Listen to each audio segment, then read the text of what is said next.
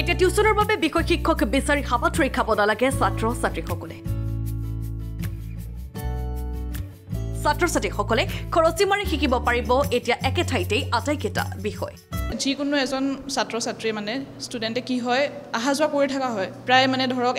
এটা জেগাত গৈ মেথছৰ টিউচন কৰিলে এটা জেগাত ইংলিছৰ কৰিলে বা সায়েন্সৰ কৰিলে তো সেই আহা যোৱাৰ এটা মানে সেই এক্সপেন্স বুলিয়ে কম বা টাইম যোনটো মেনেজমেণ্ট বুলি থাকে সেই টাইমটো বাচি যাব কিয়নো আমাৰ ইয়াত গোটেইখিনি সকলোখিনি মানে ছাবজেক্টছ আমাৰ ইয়াত এভেইলেবল আছে বা প্ৰতিটো ছাবজেক্টৰ লৈ পেলাই মানে আমাৰ ইয়াতে টিচাৰ লোৱা হৈছে হায়াৰ কৰা হৈছে লখিমপুৰত এগৰাকী শিক্ষয়িত্ৰীয়ে আৰম্ভ কৰিলে ৰাইজৱেল টিউটৰিয়েলছ নামৰ এটা টিউচন চেণ্টাৰ আমি ইয়াতে আমাৰ ৰাইজৱেল টিউটৰিয়েলছ নামেৰে এটা টিউচন চেণ্টাৰ আৰম্ভ কৰিছোঁ ইয়াতে আমাৰ মেইন একদম ক'বলৈ গ'লে মেইন মটোটো হৈছে আমাৰ ওৱান ষ্টপ সলিউশ্যন বুলি তো আমি ইয়াত ওৱান ষ্টপ সলিউশ্যন বুলি আমি ইয়াত ষ্টাৰ্ট কৰিছোঁ এইকাৰণে বিকজ মেইন মটোটো হৈছে আমাৰ time management both for teachers also' আৰু ষ্টুডেণ্টৰ কাৰণেও টিচাৰ্ছৰ কাৰণে কি হয় এতিয়া আমাৰ যিকেইজন আমাৰ ফেকাল্টি টীম আছে গোটেইকেইজনে কি হয় বেলেগ বেলেগ জেগাত গৈ পেলাই চেণ্টাৰে হওক বা কাৰোবাৰ ঘৰত হওক বা যিকোনো এনেকৈ গৈ থকা টিচাৰো এটা টাইম গুচি যায় আৰু তাতে কি হয় টাইম মেনেজমেণ্টত কি হয় এটা ষ্টুডেণ্টৰ কাৰণে প্ৰিপেয়াৰ কৰিব লগা হয় তো আমাৰ ইয়াত ওৱান ষ্টপ সলিউশ্যনত কি হ'ব প্ৰতিটো মানে ছাবজেক্টৰ টিচাৰ ইয়াত পাই যাব অষ্টম শ্ৰেণীৰ পৰা দ্বাদশ শ্ৰেণীলৈকে ছাত্ৰ-ছাত্ৰীসকলে শিক্ষা গ্ৰহণ কৰিব পাৰিব এই টিউচন চেণ্টাৰটোত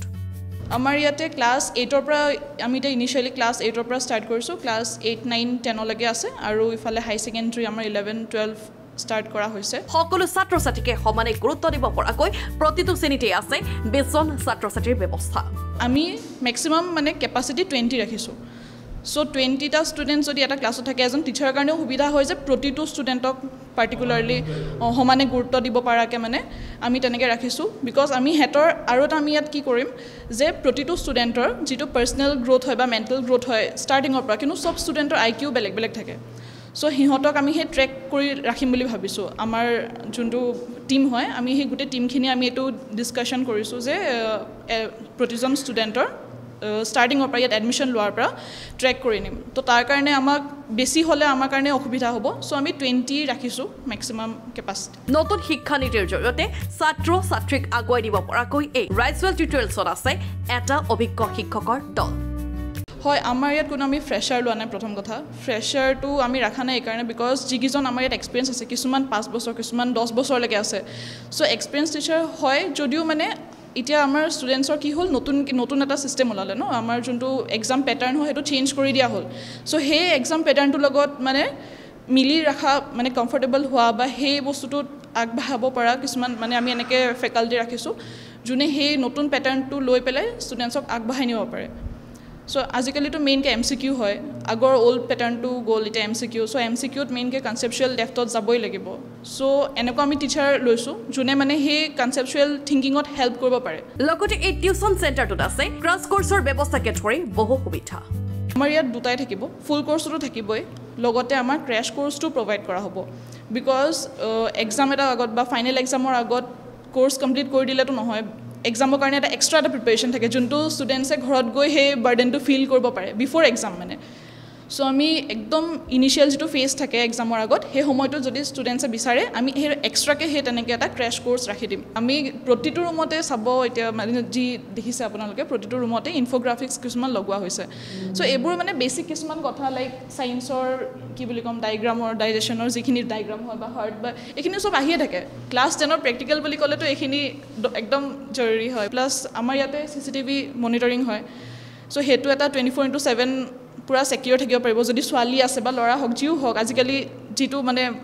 দিনকাল আহিছে চ' সেইটো চিন্তা কৰিব লগা নহয় বাহিৰৰ পৰা ভিতৰলৈকে চবতে আমাৰ মনিটৰিং হৈ থাকিব এক্সট্ৰাকৈ আমাৰ কৰিব চ' সেইটো এটা এডভান্টেজ এই ৰাইজৱেল টিউটৰিয়েলছত ছাত্ৰ-ছাত্ৰীৰ বাবে আছে ডেমো ক্লাছৰ সুবিধা আমি দুটা ডেমো ক্লাছ ৰাখিছোঁ চ' এনেকুৱা হ'ব পাৰে যে আপোনালোকে আহক চাওকহি যে এনেকুৱা হ'ব পাৰে যে কিছুমানৰ ডাউট থাকিব পাৰে চ' ডাউট থকাতকৈ এডমিশ্যনটো লোৱাৰ আগত সিহঁতে দুটা ডেমো ক্লাছ আমি প্ৰভাইড কৰিম চ' কোনোবাই যদি ইচ্ছা কৰে ইণ্টাৰেষ্টেড হয় দুটা ডেমো ক্লাছ লৈ চাব পাৰে যিকোনো ছাবজেক্টত ইতিমধ্যে এই টিউচন চেণ্টাৰত চলি আছে নামভৰ্তি প্ৰক্ৰিয়া হয় আমাৰ এডমিশ্যনছ হৈ আছে এতিয়াও চলি আছে অলম'ষ্ট 60% হৈ গ'ল আৰু স্কুল লেভেলৰ বা এনেকৈ HS মিলাই পেলাই হয় এতিয়াও যদি কোনোবাই বিচাৰে অনলাইনো কণ্টেক্ট কৰিব পাৰে বা আমাৰ টিউচন চেণ্টাৰ এতিয়া খোলা আছে আহিব পাৰে যিকোনো সময়ত আহিব পাৰে morning from 10 AM to evening 6 PM খোলা থাকিব আমাৰ ইয়াতে আহিলেই হ'ল আপুনি যদি আপোনাৰ সন্তানক এই টিউশ্যন চেণ্টাৰটোত শিক্ষা গ্ৰহণ কৰাব বিচাৰে তেন্তে খেলমাটিৰ ব্ৰহ্মপুত্ৰ ভেলী একাডেমীৰ সমীপত থকা এই ৰাইজৱেল টিউটৰিয়েলছৰ সৈতে যোগাযোগ কৰক 8822327193 নম্বৰত এড্ৰেছটো আমাৰ একেবাৰে BVA আৰু জিনিয়াছৰ মাজতে পৰে BVA যিটো লেন 1 হয় লেন 1টোৰ যোনটো ৰাস্তা হয় তাতে আহিলে আমাৰ বিল্ডিংটো দেখা পাব ৰাইজৱেল টিউটৰিয়েলছ বুলি ব্যুৰ' ৰিপৰ্ট লখিমপুৰ